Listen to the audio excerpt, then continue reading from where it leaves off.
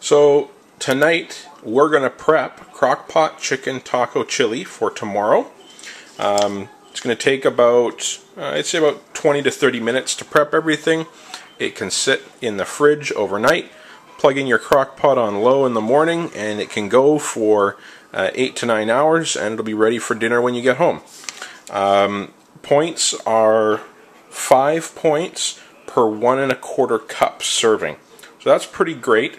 And then you can top with some cheese or serve it over rice or brown rice, which is how we like to have it. Recipe is really straightforward. We've got an onion, 1 can of black beans, 1 can of kidney beans,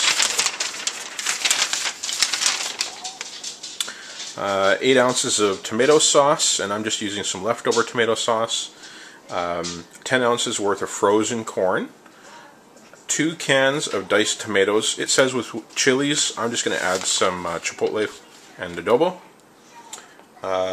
1 pack of taco seasoning. I've got a larger container from Costco, so I'll just be adding a liberal amount of that.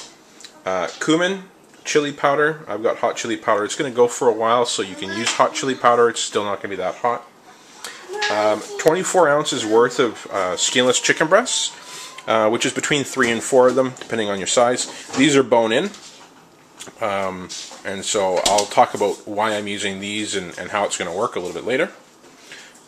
Chili peppers are optional. I've got 1 leftover jalapeno from another meal we've done this past week, so I'm going to use that in addition to the chipotles.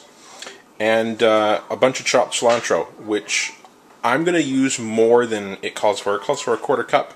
I'm going to put some in while cooking, and then I'm going to reserve probably about half this bunch and chop it up and garnish on top when we eat it. So all of this is going straight into a crock pot. Not a whole lot of prep, not a whole lot of chopping, other than the onion. Most of it's going to be opening cans. So we'll be back in a minute. Alright, so I'm just about to start dumping in all the spices, but I thought I'd mention one of those things that often gets missed when giving instructions in a cooking video like this. Beans coming from a can need to be rinsed and drained thoroughly. You don't want the water that they've been sitting in there. But we're going to keep the juices from the tomatoes, the diced tomatoes. They're way down in the bottom there. You don't need to get crazy about chopping up your onion or your peppers. This is going to be going for a long time. Same with cilantro. If you're going to put fresh cilantro in it while it's cooking, it's going to cook so long that most of it's going to fall apart anyways. So for that matter, if you had whole canned tomatoes versus diced, doesn't make a huge difference because they're all going to fall apart by the time you're done anyways. One of the things to keep in mind though is that this is a Weight Watchers recipe, and one of the things I've observed about it, these types of recipes, is that the seasonings that you use often are no points, and the vegetables of course are no points. So you can up the vegetable quantities if you want, and I would almost say as a rule you need to double the spices in just about every Weight Watcher targeted recipe you do. So I'm not going to be measuring the quantity of spices that I put in my batch of chili, but I'll definitely provide a link in the bottom of the video so you can see what the recommendation is anyways. Okay, so we're going to mix this up. My wife, Allison, kindly reminded me that not all spices are created equal. Some of my spice mixes, like taco seasoning for instance, do have a point value associated with them. So I've doubled everything except for the taco seasoning in this particular case.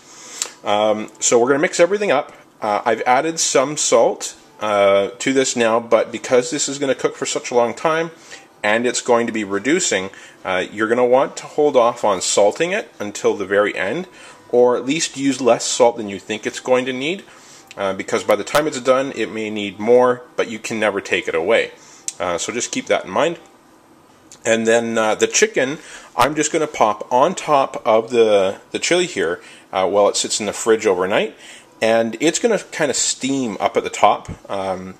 And what's going to happen at the very end is the chicken's going to be completely cooked. Pulling out the back and breast bones are going to be very, very easy to do once it's cooked. And then I actually use a potato masher to more or less shred the chicken into the chili. And it's going to help break down some of the beans that haven't already broken down. We're going to end up with a fairly Fairly smooth consistency, but a great shred on the chicken. Potato mash is a great way of doing that. So I'm just going to mix this up, throw the chicken breasts on top and into the fridge, and then tomorrow morning before I leave for work, we'll be plugging it in. Alright, so start to finish, the majority of the time was spent opening cans and rinsing beans. Wouldn't say it took more than about 10-15 minutes tops to throw this together. So it's just going to go into the fridge overnight. If you were starting this early in the morning, you could plug it right in right away. But I leave really early. I wake up about 4:30 in the morning. So I'm not going to be prepping before I leave for work. So I'll just be plugging this in and it should be ready for dinner. It will be getting plugged in on low. There's really no limit to the amount of time you can cook this. It's probably going to cook for around 10 hours, just because of the time that I get home versus the time I'm going to start it. But anything over about 6 hours and you should be just fine. So I'll see you in about 24 hours. Okay, so we've been cooking for about 10 hours now, and I'm going to fish out these chicken breasts, put them in a bowl, and then I'm going to go and shred them. Okay, so I have a standard wire masher. You could try using one of the waffle mashers if you've got one. And we're just going to